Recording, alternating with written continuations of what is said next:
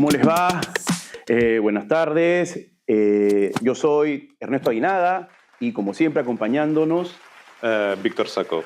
Somos ambos profesores del Departamento de Derecho de la Pontificia Universidad Católica del Perú y esto es Con Derecho al Caviar. Con derecho, ya tenemos derecho al caviar. Ya tenemos derecho al caviar. Claro, claro. Como ha tenido muy buena acogida el programa, ¿no es cierto? Ya tenemos, Sí, mira. ¿cuántas vistas tenemos, amigo? 8.000. 8.000 tenemos, 8.000 vistas. Nos han dado un upgrade. Sí, mira. Estamos hablando hasta en inglés, ¿no es cierto? Sí, estos saquitos, Armani Exchange. Exactamente, y entonces, exactamente, dos toritos. Tenemos 2 toritos. Un mantel. Estamos en otro level. Estamos en otro level, ¿no es cierto? Entonces, como no podía ser de otra manera, ha cambiado un poco el outfit que estamos utilizando, ¿no es cierto? Sí. Pronto y desde ahora, el Malecón Cisnero. Exactamente, haremos un en vivo. Desde el Malecón Cisnero, la zona de Lima con mayor cantidad de profesores del Departamento de Derecho. ¿No es cierto? Entonces, pues nada, ahora, a partir de ahora, el programa se llama Con Derecho al Caviar. Y como no podría ser de otra manera, vamos a seguir hablando de temas muy caviares. Claro. ¿Y qué tema más caviar puede haber ahorita, en este momento, en esta coyuntura? El entretenimiento, la lucha libre caviarística. ¿Qué ha pasado? ¿En dónde? ¿La Fiscalía? En la Fiscalía de la Nación. Sí. Este problema, vamos a llamarlo problema, ¿no es cierto? Problema. Que se ha presentado entre... Hay dos chicas, ¿no? Sí, la ex fiscal, porque es ex fiscal. Ese es como La Roca, ¿no? Este es... Y Triple H, ¿no es cierto? La Roca y Triple H. La ex fiscal Patricia Benavides con la fiscal actual Delia Espinosa. ¿Cuál es la original y cuál es la bamba? Exactamente, tenemos que ver cuál es la original y cuál es la fake, ¿no es cierto? Sí. ¿Quién nos va a contar o quién nos va a explicar qué es lo que ha pasado con todo este entuerto, amigo? Tiene que ser un caviar, esto es endogámico. Esto es endogámico. No podía ser de otra manera. Dicen que es el caviar mayor el que te has conseguido. ¿Ah, sí? Sí. ¿Hoy día? Sí. Exactamente. Para hablar de este tema, para explicarnos qué es lo que está pasando, para contarnos un poquito de qué cosa es la Fiscalía de la Nación, la importancia, la relevancia de la Fiscalía de la Nación, qué cosa es la Junta Nacional de Justicia, qué cosa es la Junta de Fiscales Supremos, hemos invitado en esta ocasión a nuestro querido amigo, profesor también del Departamento de Derecho de la Pontificia Universidad Católica del Perú, Walter Albán. Walter, bienvenido. Muchas gracias por estar aquí con nosotros. Bueno, muchas gracias, más bien, por la invitación. Primero, felicitarlos por el upgrade, ¿no? Me parece notable que les hayan ya denominado Con Derecho al Caviar. Yo soy un caviar antiguo, ¿no? Mi primera oportunidad en la que reconocí mi calidad de caviar fue alrededor del año 2003, más o menos, cuando estaba a cargo de la Defensoría del Pueblo. Y fue por una entrevista, no recuerdo ya con qué medio, pero le dije, fíjense cómo están las cosas en el país, ¿no es cierto? Quien está a favor de los derechos humanos, de la institucionalidad democrática y lucha contra la corrupción, eso es caviar. Por tanto, yo soy caviar. Y creo que el tiempo me ha dado la razón, porque muchas de las personas con las que en aquel momento discutíamos por diferentes perspectivas, por diferentes posturas respecto a los temas de ese entonces, pero que eran gente que se reconocía en ese momento de derechas, ¿no? Y derechas liberales, la mayor parte de ellos. Bueno, ahora son caviares sin duda, ¿no? Entonces me lo han reconocido, me dicen, hemos terminado en el mismo saco porque hemos querido respetar nuestros principios. Ser caviar ya no es una cuestión de ser de izquierda o de derecha. No, más bien yo creo que define a los contrarios. Los que acusan de caviar es como cuando en el argot común se dice al ladrón, ¿no? Es decir, el ratero que trata de dirigir la mirada por otro lado. ¿Por qué? Porque sí, pues, son una sarta de corruptos, de gente antidemocrática, autoritaria, que ejerce el poder para su propio beneficio y donde, sin duda, no les importa un comino el tema de los derechos humanos. Todo lo contrario, ¿no? Ellos están felices de lo que hace el presidente o jefe de gobierno en Corea del Norte, lo que hace en China o lo que pasa ahora en Estados Unidos con Trump. O con Bukele en El Salvador. O con Bukele en El Salvador, que incluso lo plantean ya como una alternativa para el Perú, haciendo evidente no solo lo que describí antes como lo que caracteriza a los anticaviares, sino también ignorancia, ¿no? Porque ya, si entráramos a examinar ese punto, se podría demostrar hasta dónde están equivocados. Pero bueno, concentrémonos en lo que ustedes han pedido. El tema que nos está trayendo ahora a este programa. Walter, dada tu amplio conocimiento que tienes del aparato del Estado, del derecho administrativo, del derecho constitucional, por favor, ¿le podrías explicar a nuestros, ¿cómo se dice? ¿Oyentes o videntes? Oyevidentes. ¿Qué es esto de la Junta? ¿Y por qué se pelea por ella? Exactamente. ¿Qué cosa es la Fiscalía de la Nación? ¿Qué cosa es la Junta Nacional de Justicia? ¿La Junta de Fiscales Supremos? ¿Y por qué ser fiscal de la Nación parece ser algo muy apetecible, ¿no? Hay algo ahí que se está peleando. Bueno, sin duda. Ahora, yo quisiera comenzar con un enfoque un poquito más amplio que nos dé el contexto. Una democracia, por eso aspiramos a vivir en democracia, supone que hay órganos del Estado que se controlan unos a otros. Hay separación de funciones y atribuciones, que son los que la Constitución ha señalado. Y en ese sentido, en el sistema de justicia yo reconocería dentro de la Constitución a lo que es el Poder Judicial, por un lado, que es un poder autónomo, por supuesto, y tradicional, diríamos, en la historia de las sociedades, y el Ministerio Público, que también es constitucionalmente autónomo, pero que es una institución más moderna, porque antes solía ocurrir que el Ministerio Público estaba dentro, o las fiscalías dentro del Poder Judicial. ¿Por qué se le dio autonomía? Yo diría que fundamentalmente por algo que es muy importante reconocer.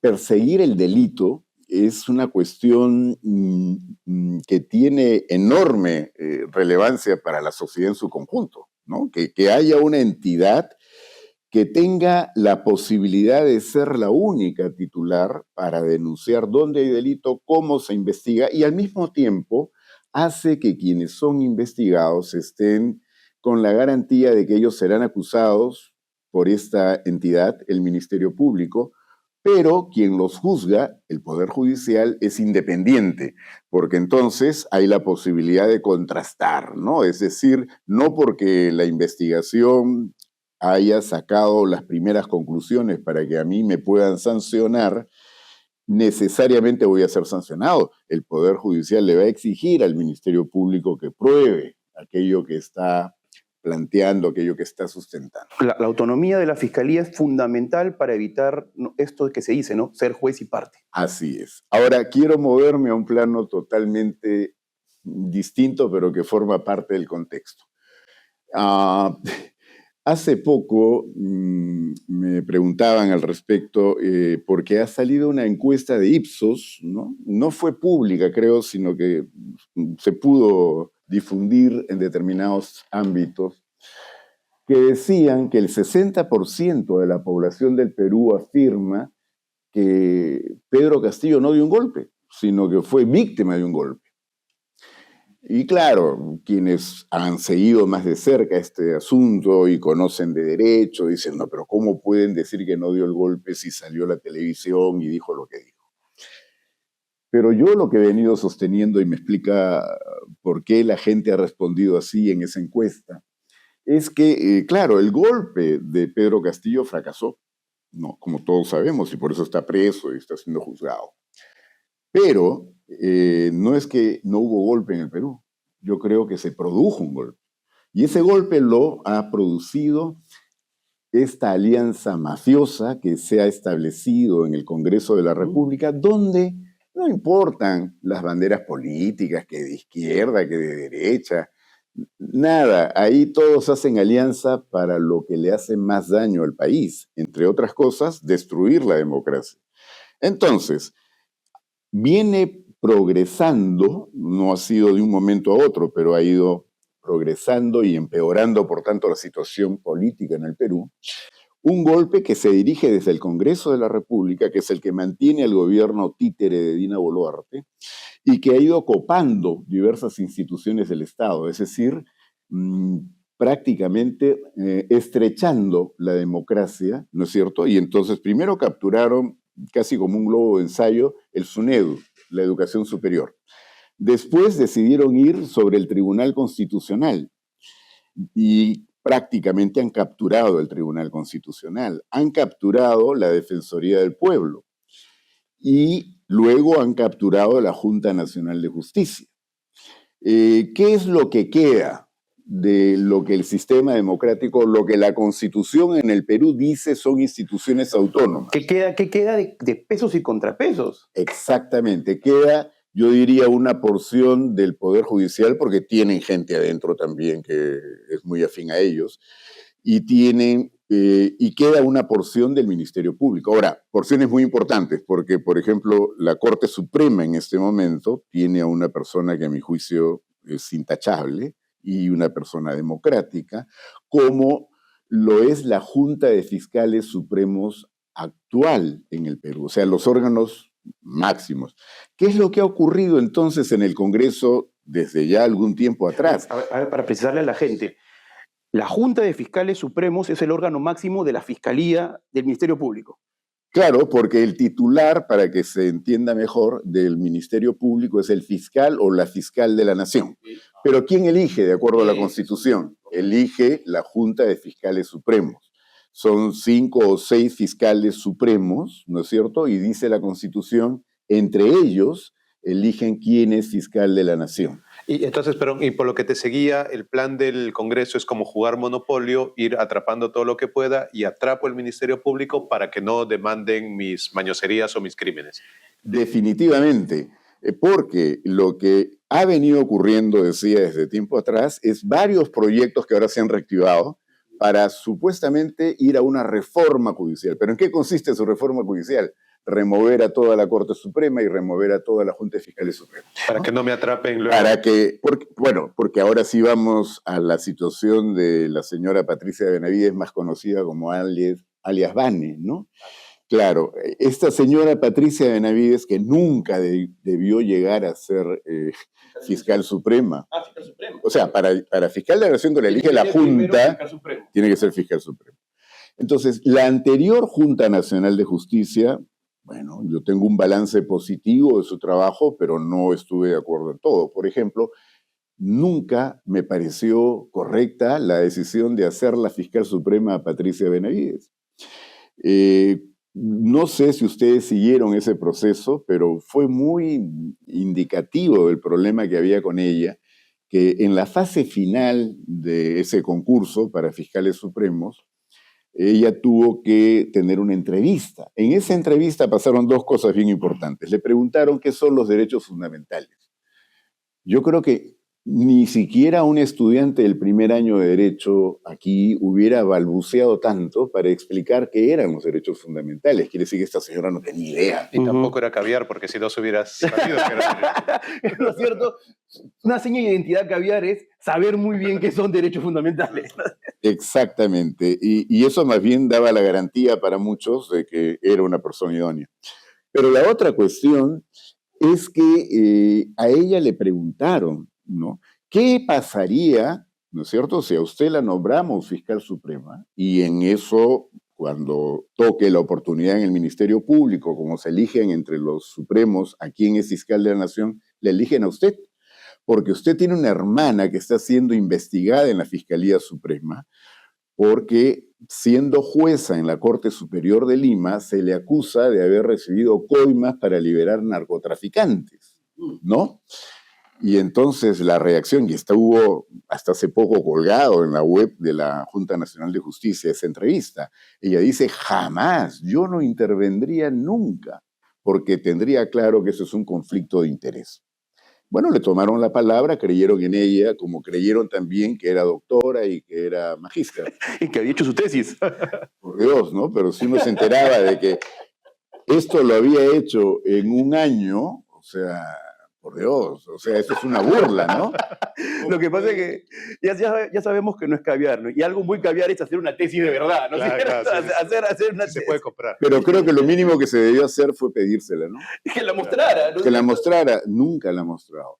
nunca la ha mostrado. Además, son grados obtenidos en una universidad que ya no tenía licencia en ese momento a las peruanas, por eso todo el mundo dice que parece que las tesis volaron, porque No tenía ningún repositorio. no, la universidad dice no tengo repositorio, y bueno, ya no tenemos licencia, tampoco repositorio, no O sabemos. sea, la tesis no se depositó en ningún lugar. En ningún lugar, y cuando se la han pedido a ella para que la muestre, creo que hubo un pedido de una congresista, Susel Paredes, ¿no? Para que la muestre, salió con todo desparpajo a decir ante la opinión pública: no voy a mostrar mis tesis porque no quiero que hagan escarnio de ella.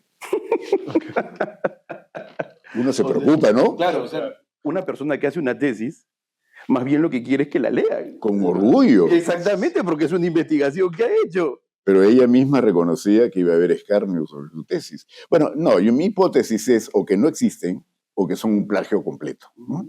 Y por eso es que nunca las mostró. Pero bueno, vamos entonces en la secuencia. La nombran fiscal primero fiscal suprema. Ahí interviene la Junta, que es la que le otorga el título de fiscal O supremo. sea, la Junta Nacional de Justicia anterior, pero digamos, la Junta Nacional de Justicia como institución sí tiene competencia para nombrar fiscal supremo. Exactamente. En el Perú antes, ¿no es cierto?, a las autoridades judiciales en general y a fiscales, ¿no es cierto?, se les nombraba por iniciativa del Poder Ejecutivo, ¿no? Y había que llevar esto después al Parlamento en los casos de los más altos rangos. Pero hubo siempre mucha crítica, yo creo que fundada, de la politización de esos nombramientos. Entonces, la Constitución del año 79, ustedes todavía no circulaban por acá, en el año 79 se aprueba una constitución que crea un Consejo de la Magistratura, el primer Consejo Nacional de la Magistratura, también como órgano autónomo en la Constitución. Y ese tenía que realizar el concurso. Pero finalmente tampoco nombraba, porque lo que hacía era definir ternas. Y las ternas iban siempre al Ejecutivo. O sea, siempre debías un favor al Ejecutivo que te había elegido. Exactamente. Entonces, esa mala experiencia llevó a que la Constitución del 93 se estableciera de que más bien el Consejo de la Magistratura tendría absoluta autonomía y ya no solo hacía concursos seleccionaba ternas para proponer, sino que ya resolvía quién era juez y quién no, o quién era fiscal y quién no. Lo que muchos vimos como un avance muy importante. Y de alguna manera funcionó hasta que llegamos al Consejo Nacional de la Magistratura de triste recordación que revienta con el caso Cuellos Blancos y los hermanitos. Hermanito, ¿me ayudas? Claro. Quiero llegar a la Suprema. Y entonces, en medio de este escándalo, ¿no es cierto?, hubo necesidad de revisar, pues, qué se hace con el Consejo de la Magistratura, porque todos terminaron procesados, ¿no? Recordemos que el doctor Rock, que creo que era Iván Noguera, había sido puesto en ese cargo. Digo puesto porque en esa época la Asamblea de Rectores, y como no existía todavía, no se había producido este licenciamiento que el SUNEDO anterior comenzó a llevar adelante, el señor Luna Gálvez, dueño de Telesub, tenía todos los recursos para comprar esas decisiones. Claro, no tenía recursos para terminar los pisos. Se ponía un cartel. Claro. A él le interesaba sobre todo las portadas, ¿no? Y entonces hizo que elijan como representante de las universidades privadas a este señor. Quiero contar una anécdota al respecto, ¿no? Que creo que es muy ilustrativa. Aquí en la facultad hubo la iniciativa de proponer un candidato para que represente a las universidades privadas de la Facultad de Derecho, un profesor joven en ese momento. Y hubo pues que pasar por todas las instancias, en el Consejo de Facultad, después pasar al Consejo Universitario y finalmente nos autorizaron a presentar esa postulación. Como quienes votaban son los rectores, ¿no? Yo tenía amistad con un rector de una universidad en provincia y lo llamé para decirle que estábamos por presentar un candidato y todo.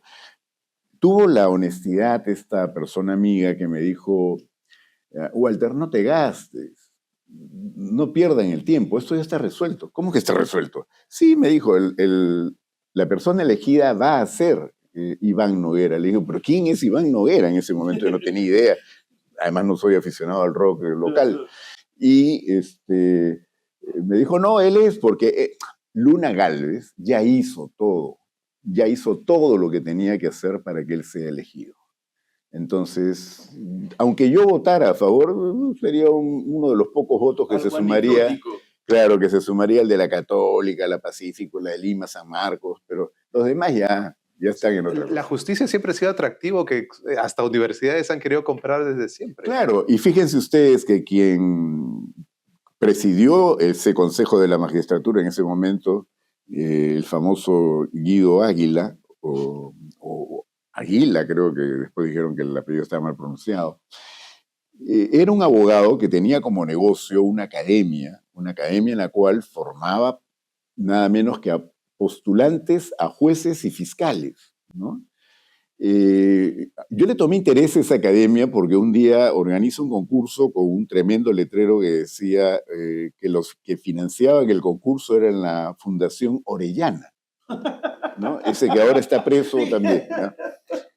Entonces, claro, con todos esos antecedentes, ya era antiético, y yo ahora enseño ética en la facultad, era antiético que alguien que tiene como negocio eso postule. Entonces yo lo encontré después de que ya lo habían elegido como representante de los abogados del Perú, ¿no es cierto? Había habido una votación, ciertamente. Y para formar parte del Consejo de la Magistratura, y lo encuentro en una serie, le digo, ¿cómo se puede usted haber presentado este concurso, ¿no? Si tiene este negocio? Y me dijo, no, yo ya me aparté. Yo ya inmediatamente que he sido elegido, he dejado esa actividad. Después me entero que la que dirigía el negocio era la esposa. Pero él no. Dicho sea de paso, nunca quisieron presentar la lista de quienes estudiando en esa academia luego fueron nombrados fiscales o jueces. Pero bueno, ese Consejo de la Magistratura entonces de triste recordación, decía por eso, porque definitivamente han hecho chanchullo y medio, ¿no? Y cayeron con el caso de los hermanitos, ¿no? Y con todas las movidas que se habían, entre otras cosas, ¿por qué consiguió el partido Podemos su inscripción? Porque un personaje que había trabajado con Montesinos, ¿no? Que había formado parte de esa red mafiosa, es un asesor cercano al señor Luna Gálvez. Entonces trabajaba en Telesub, pero lo metió a trabajar a la OMPE. Y lo que hicieron fue que el jefe de la OMPE de ese momento, que estuvo preso, no sé si continúe, pero en algún momento él reconoce que a él lo puso Luna Gálvez como jefe de la OMPE. Y eso fue lo que explica por qué pudieron inscribirse como partido político y por qué Luna Gálvez, que tenía más bien orden de detención preventiva y que por cuestiones de salud había pedido pasarla en su casa, llega a ser más bien congresista y ahora es uno de los que dirige los grupos más fuertes dentro del Congreso, porque entraron 4, pero creo que ahora son como 15, ¿no? Y entonces, este Consejo Nacional de la Magistratura es el que nombra a Patricia Benavides. No, pero digamos que es el clima previo, ¿no? Lo que ocurre, por eso dije, la situación llegó a un extremo que por eso se produce la reforma del 2018.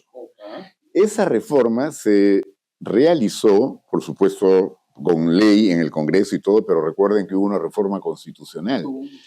La primera propuesta para una reforma en base al referéndum la hicimos en una comisión de gente que trabajó para la reforma judicial, que tuvimos que hacer un plan muy corto, tuvimos 15 días para trabajar en una comisión que presidió el embajador Alan Wagner y en la cual participaron, por ejemplo, profesores de esta universidad, ¿no? Samuel Abad, también Ana Teresa Revilla, estuvo mi colega en la Defensoría Eduardo Vega, que ahora está en la Facultad de Derecho de la Universidad Ruiz de Montoya. Estuvo la doctora Delia Reboredo, expresidente del Tribunal Constitucional, el doctor Hugo Sibina, que había presidido el Poder Judicial y también el Jurado Nacional de Elecciones. Bueno, esa comisión trabajó una propuesta y la primera que le hicimos fue: ya no se puede aceptar que el Consejo de la Magistratura lo integren gente que representa a representa a acá, porque han copado la corrupción, que en el Perú no tarda mucho en aprender, habían encontrado los mecanismos para poner a su gente como sus representantes, ¿no? Entonces dijimos, pero como la composición del Consejo de la Magistratura se establece en la Constitución, tenemos que modificar la Constitución.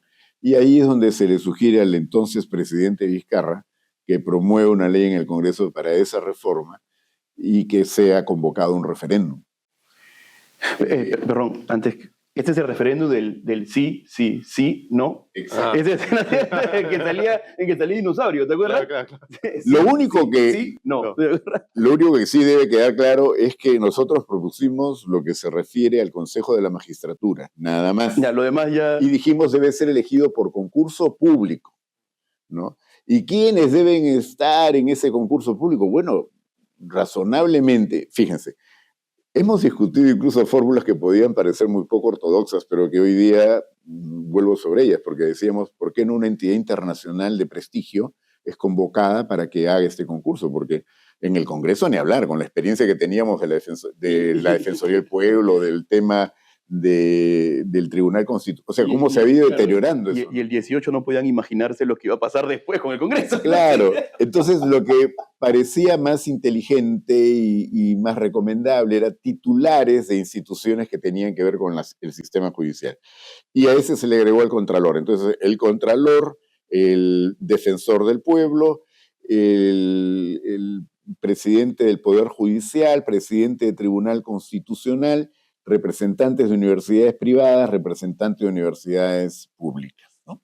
Ese fue el diseño que se propuso y fue el que se aprobó primero en el Congreso y después en referéndum, ¿no? Ahora, las otras cuestiones que fueron puestas también para el referéndum por el presidente Vizcarra en ese entonces son su cosecha, ¿no? Porque ya él decidió aprovechar el pánico y plantear otras cosas, algunas bastante buenas, pero otras más polémicas, ¿no?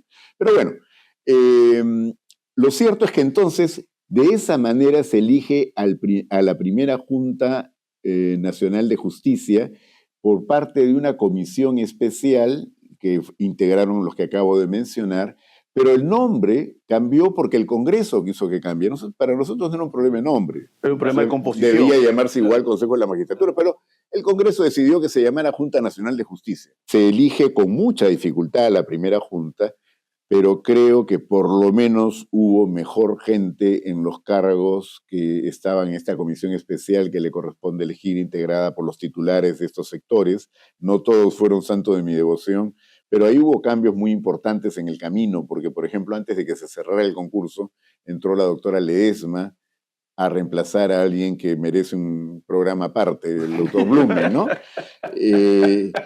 Y entró también Zoraida Ábalos, ¿no?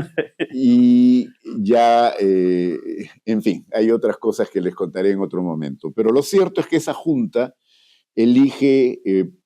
esa comisión especial elige a miembros de la junta por primera vez por concurso público. Y el concurso estuvo lleno de varias cuestiones extrañas, por decirlo menos. Por ejemplo, el candidato que presentamos, un grupo de profesores ahí, no fue institucional, pero era el mismo que habíamos querido presentar, ¿no es cierto?, en la primera oportunidad, el profesor Siles. A todas luces debió haber entrado, pero hubo otra vez el rum caviar, ¿no? Y le hicieron trastada y media para que no pudiera ingresar. Entonces, en fin, hay particularidades, pero por lo menos se salvó lo más importante, y entró gente de la calidad y trayectoria de una persona como Inés Tello, una jueza o ex jueza en ese momento ya, pero de una trayectoria impecable de décadas en el Poder Judicial, muy respetada, o alguien como el doctor Vázquez, ¿no? Que venía de ser decano de la Facultad Ruiz de Montoya. Y bueno, creo que se logró armar un buen equipo ahí. Esa es la primera junta. La primera junta. Y esa junta tuvo que, entre otras cosas, ¿no es cierto?, elegir fiscales supremos. Y ahí es donde yo digo, se equivocaron y nombraron, pero para que se vea que no había no tenían nada contra ella, porque si lo hubieran tenido, pues no lo hubieran elegido nunca, ¿no? Como fiscal suprema, Patricia Benavides. Se produjo el diálogo que ya conté respecto a la hermana, pero cuando llega a la Junta de Fiscales Supremos, porque es nombrada fiscal suprema, ella lo primero que hace es remover a la fiscal que investigaba a su hermana, la fiscal Bexabe Revilla. La fiscal Bexabe Revilla es una persona también como Inés Tello, ¿no? Con un reconocimiento, más de 4 décadas de un servicio intachable, una persona absolutamente calificada para el cargo y que tenía varias investigaciones en curso delicadas, ¿no?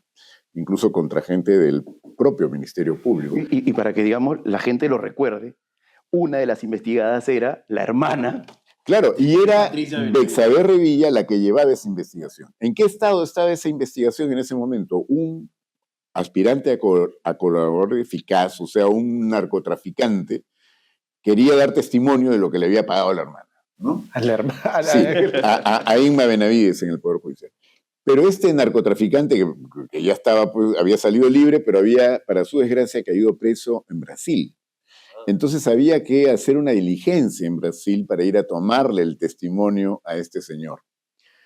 Y lo que hace Patricia Benavides es que la remueve a Bexabe Revilla y nombra en su lugar a un fiscal, creo que de apellido Terán, que era fiscal de su confianza, cuya primera decisión fue dejar sin efecto el testimonio del colaborador eficaz, ¿no? Me estoy trabando, creo, por falta de agua. En este caso, entonces, ya no hubo testimonio, ya no hubo viaje, por supuesto, y lo segundo fue pedir el archivamiento de la investigación, ¿no?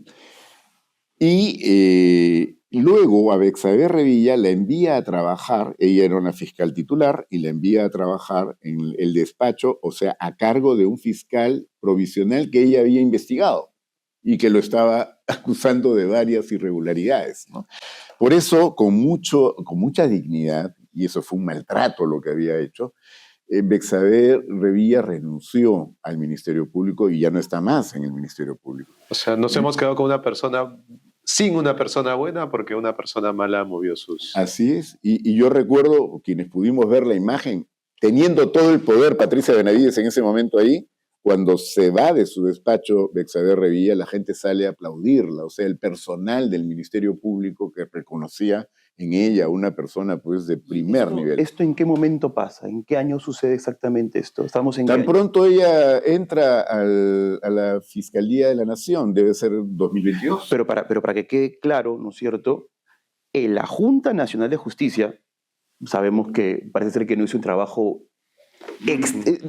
prolijo, exactamente, la nombró fiscal suprema. No la nombró fiscal de la Nación. Jamás, porque la Constitución dice que al fiscal de la Nación o la fiscal de la Nación, quien tiene que nombrarla es la Junta de Fiscales Supremos, artículo 158 de la Constitución, me parece. O sea, es clarísimo. Jamás la Junta Nacional puede pretender nombrar... Pero la Junta Nacional de Justicia sí podía destituirla. Por supuesto. A quien pone puede sacar. Claro. Es quien, a ver, por eso es tan importante la Junta Nacional de Justicia. Nombra jueces y fiscales, los promueve y también los puede ratificar o no cada 7 años. Y también puede destituirlos. Sobre situaciones que sean causa Por falta. supuesto, en cuestiones que den mérito a semejante sanción. Incluso antes de la última modificación legal de la Junta, quienes no eran supremos tenían que ser sancionados a pedido de la Junta de Fiscales Supremos o de la Corte Suprema. Y más bien ahora el Congreso también hizo esa modificación a la ley, dijo que también podían, en cargos de menor rango, tomar injerencia directa sin necesidad de la solicitud. Pero en fin, son particularidades. A lo que quiero llegar es que en este caso, la Junta creo que no reaccionó por sus errores que debieron de pronto haber anulado. Ahí sí hubiera sido interesante. Una nulidad de oficio. Por supuesto, porque habían varias mentiras en las cosas que esta señora había alegado como parte de su currículum. Pero no fue por eso, sino que frente a los hechos que muchos denunciamos en ese momento, cómo era posible que interfiera en la investigación a su hermana, incluso después de que públicamente, o por lo menos lo había en un video que estaba en la web de la Junta Nacional de Justicia, aparecía negando. Algunos periodistas le preguntaron, ¿cómo explica usted esto? Y dijo, porque yo tengo que poner orden en casa, no hay productividad. Falseó un documento, ¿no es cierto?, para decir que la fiscal Revilla no tenía un buen rendimiento y que por tanto, bueno, eso ahora se demostró que fue absolutamente falso. La fiscal Revilla tenía más del 90% del informe real sobre rendimiento, sobre producción. Entonces, le mintió al país, le mintió a la Junta, ¿no? Y eso dio pie a una investigación que ha sido larguísima. Algunos, yo mismo, criticábamos a la anterior Junta Nacional de Justicia por tanta demora, pero claro, habían dos factores. Por un lado, querían ser muy prolijos y la doctora Tello, si algo hay que reconocerles, que su experiencia judicial la llevaba a eso, a tener todo perfectamente sustentado, en fin. Y lo otro que hay que considerar es que ya el Congreso se quiso bajar a la Junta Nacional de Justicia, ¿no es cierto?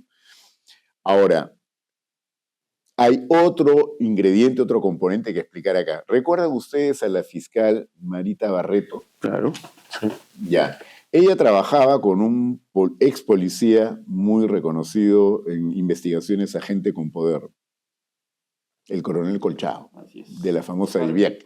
Tenían un equipo que se había instalado en la época de Patricia Benavides. Oye, perdóname que te interrumpa, pero al coronel Colchado al final lo mandaron a dirigir el tránsito, creo. Sí, a cuidar un puente. Sí, exactamente. A cuidar un puente, antes de darlo de baja, ¿no? Claro. Dicho sea de paso, Santibáñez, el ahora todopoderoso al lado de Dina Boluarte, es quien le pide a Colchado, le manda a decir que lo apoyen, ¿no? Con cargo a que no lo den de baja, ¿no? En fin, hay tanto que cosas, por destapar, sí, verdad, ¿no? Sí, es un montón. Pero lo que quería llegar es que el equipo que creo que se llamaba FICOP, ¿no?, que dirigía Marita Barreto y tenía el respaldo de la DIVIAC a través del coronel Colchado y otros oficiales de la policía que la apoyaban, al comienzo tenían estupenda relación con Patricia Benavides, porque investigaban a Pedro Castillo. Y claro, fueron dando con todos los tentáculos, los amarres, porque Pedro Castillo, pues, claro, al lado del poder fujimorista, mucho más fino, digamos, era un carterista cualquiera, ¿no? O sea, estaba tratando de medrar del Estado, pero en cosas menores. ¿No te acuerdas que encontraron $20,000 en el water? Bueno, pero la investigación de Marita Barreto, que yo considero una fiscal correcta, hizo su trabajo con el coronel Colchado con apoyo policial. ¿Y qué es lo que pasa? Que se encuentran que entre los que han negociado con Castillo en ese momento están varios congresistas, que no son solo los niños, que en algún momento se hizo público, ¿no es cierto?, los de Acción Popular. Bueno, no eran solo ellos, eran más, ¿no?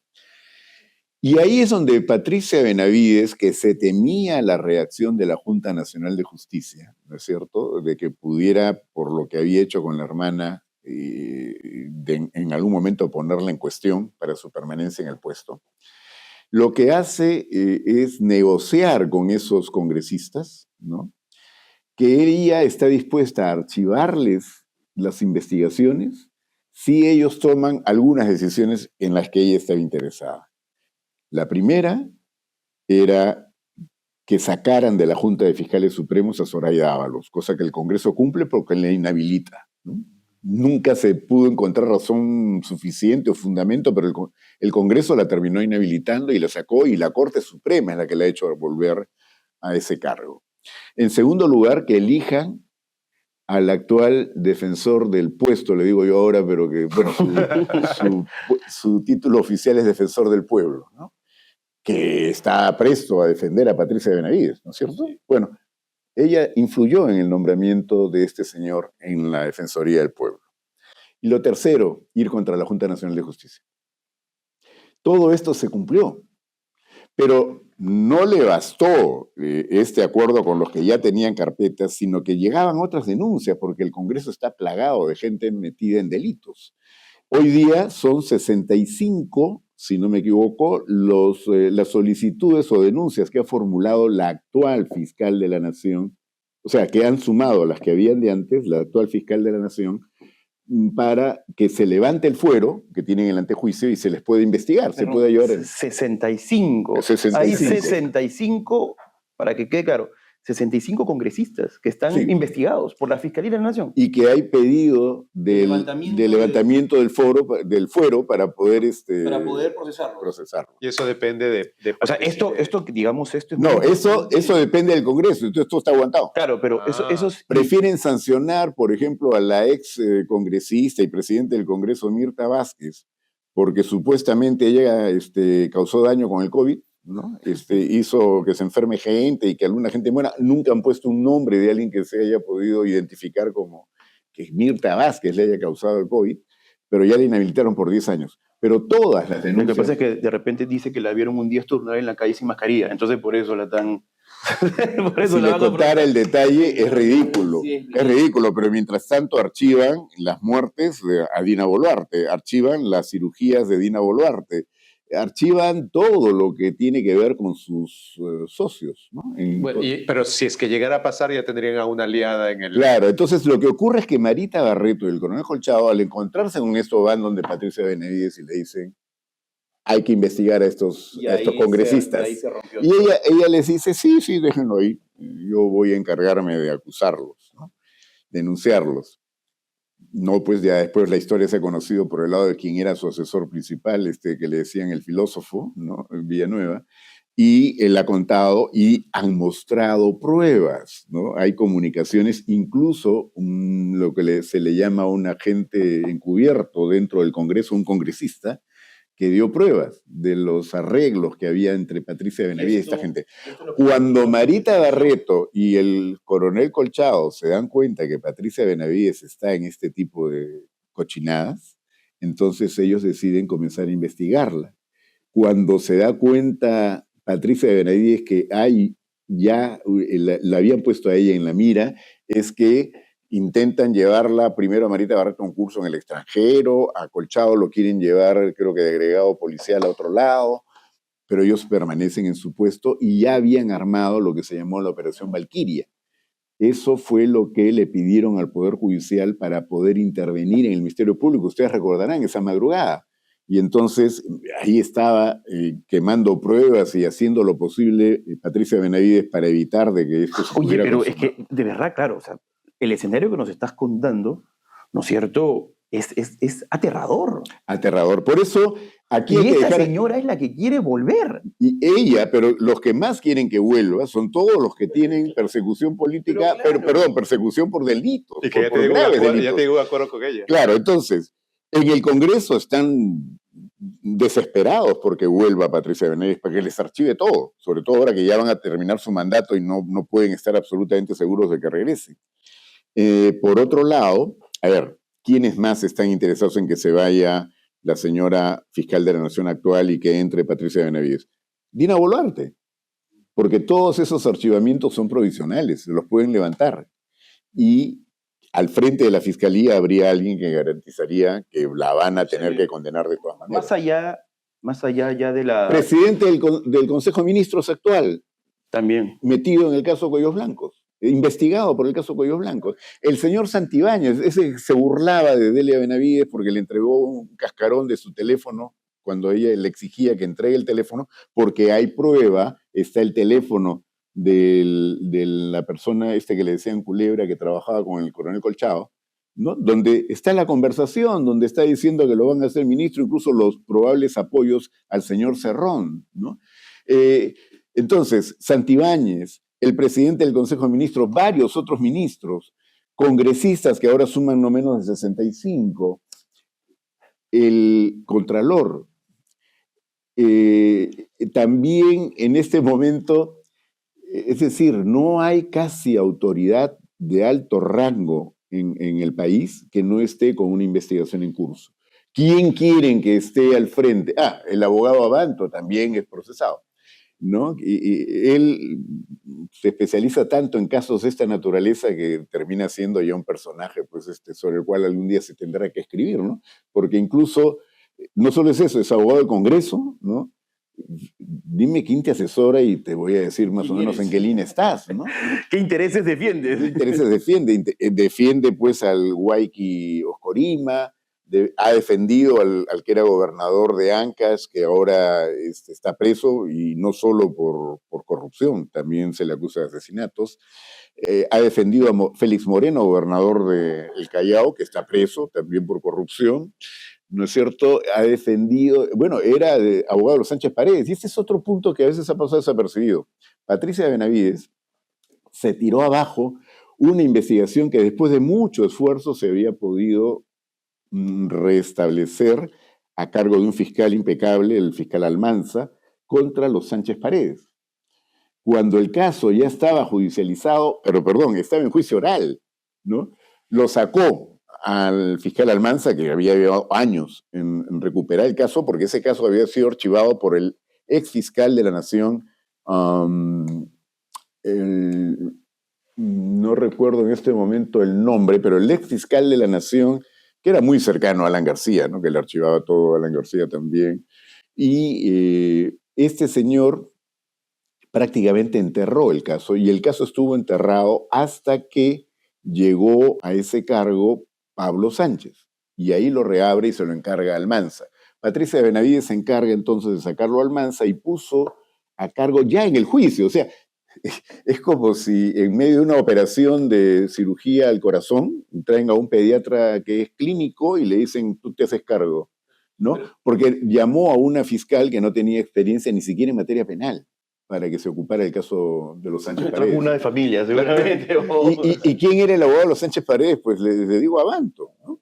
Abanto fue personero del APRA y en algún momento la prensa denunció para la campaña en el segundo gobierno de Alan, denunció que los Sánchez Paredes habían aportado plata. Y yo me acuerdo que con mucho desparpajo salió Alan García a decir, ya ordené que devuelvan esa plata. Pero sí la recibieron. Tal vez ahora ir finalizando con toda esa historia que nos has contado.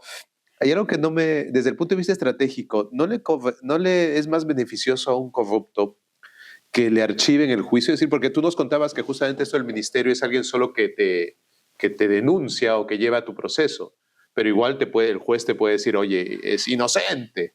Entonces, no le conviene a estos corruptos que más bien los casos lleguen hasta el Poder Judicial. Que los declaren inocentes. Que los declaren inocentes. Que porque hay tanto interés de cooptar la No, fase. Es que, como dije, se supone que van a haber elecciones pronto. Muchos van a tener que abandonar el cargo.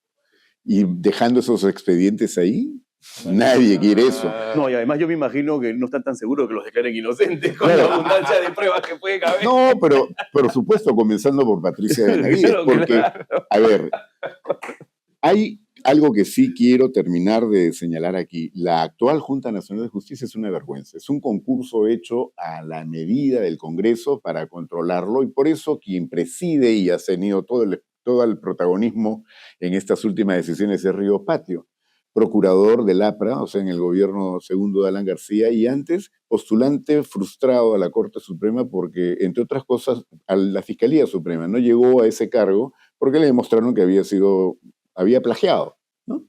En consecuencia, es una persona sin ningún mérito y más bien con varios otros asuntos que investigarlo. Yo diría que esa junta es una vergüenza.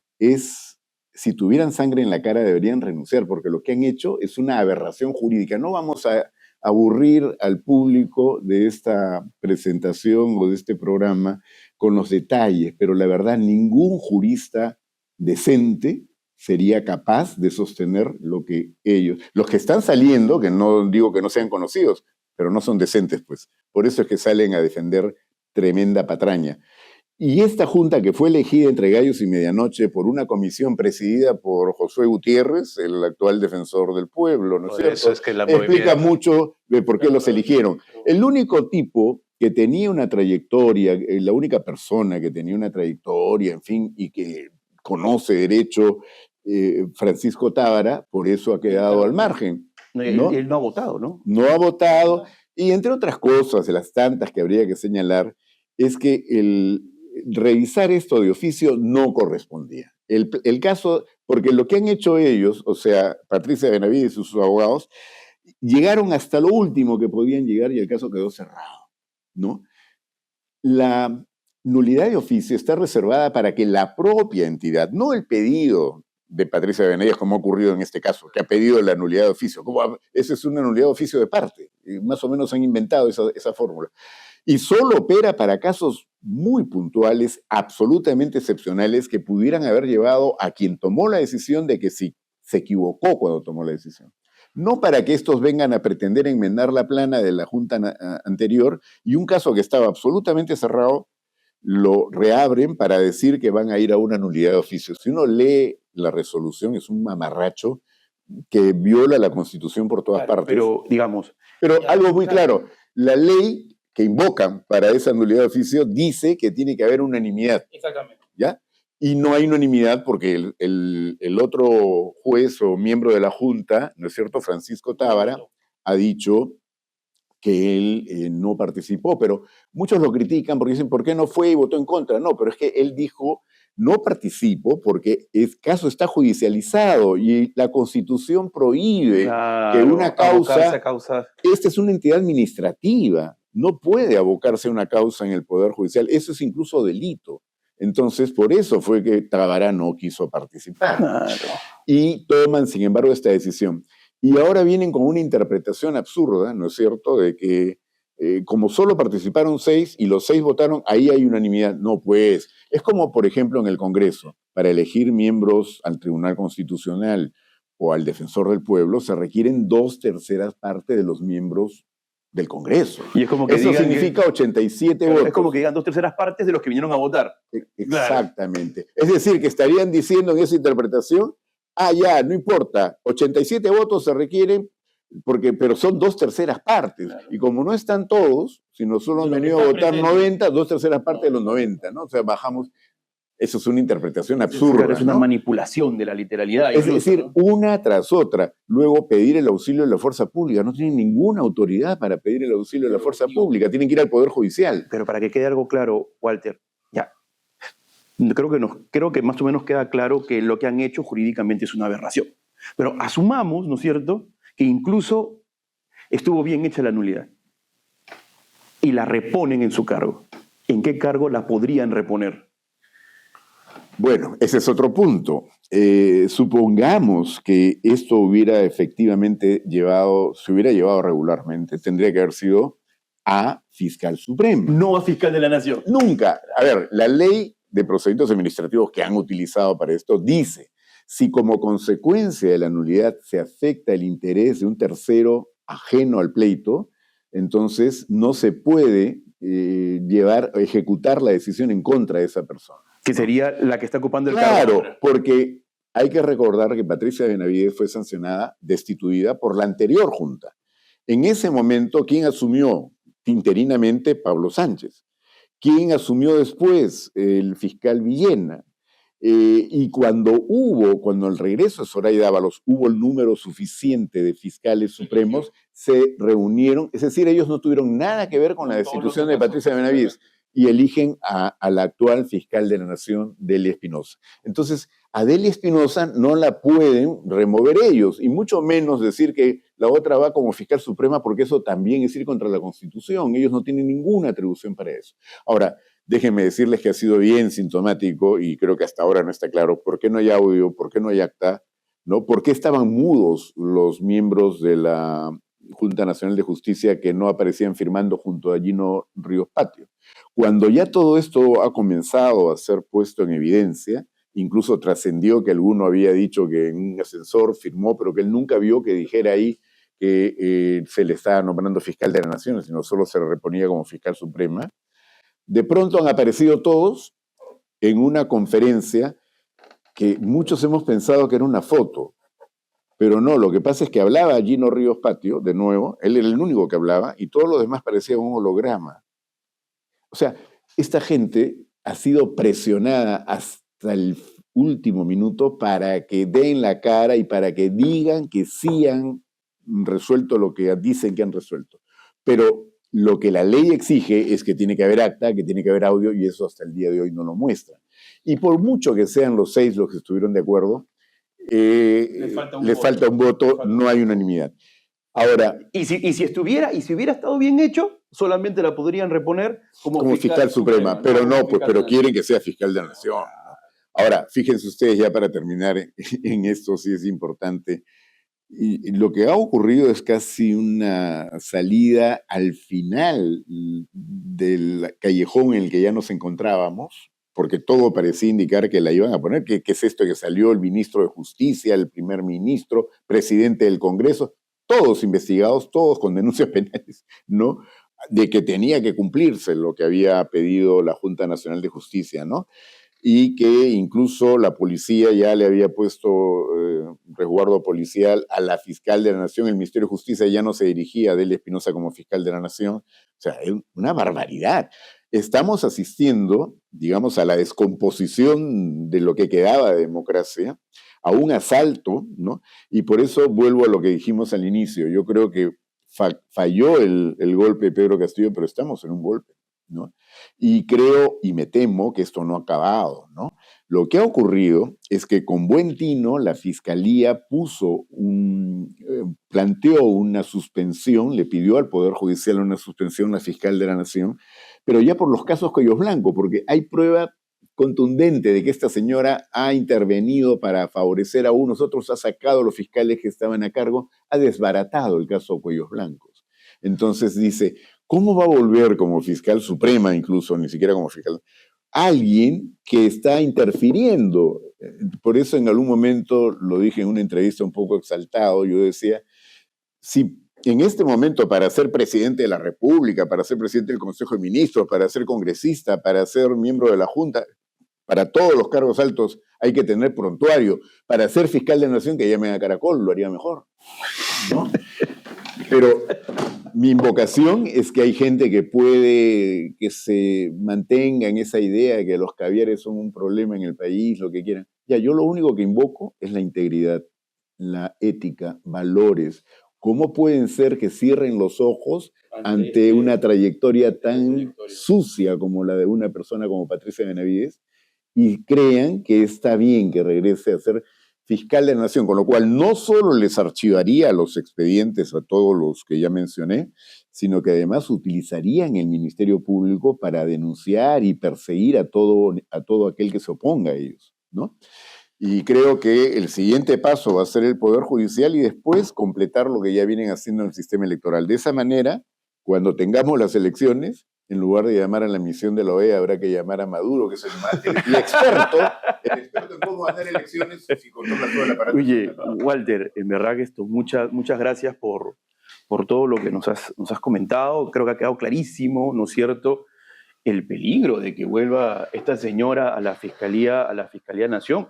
Nos hemos extendido más de la cuenta, pero creo que ha sido necesario que se contara todas estas cosas que han estado pasando, ¿no es cierto? Y hacer un poco de memoria sobre toda la historia que está detrás de este problema, ¿no? ¿Cuál es mi cámara? La de acá.